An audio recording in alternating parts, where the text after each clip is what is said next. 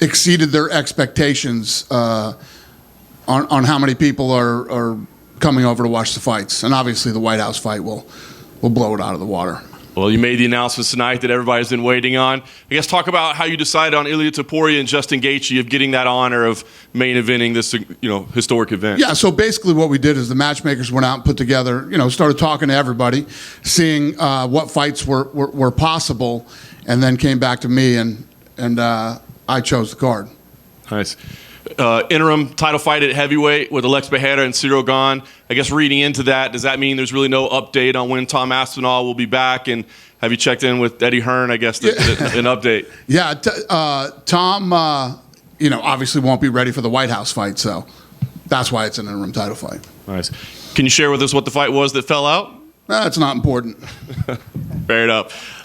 Dana, you talked about you don't want to say what fight fell out, which is fair enough, but there is obviously... Well, there's weird circumstances around it that we probably shouldn't talk about. Okay. There is speculation, of course, that it's Jon Jones. No, it's not. Was Jon Never, ever, which I told you guys 100,000 times, was Jon Jones even remotely in my mind to fight at the White House. I wouldn't... First of all, I've told you why I wouldn't do it.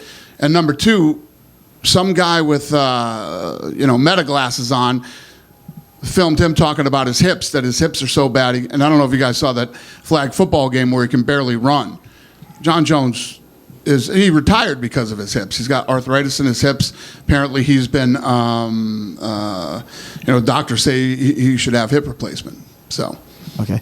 Add that on top of all the other reasons that I wouldn't. The Jon Jones thing is bullshit.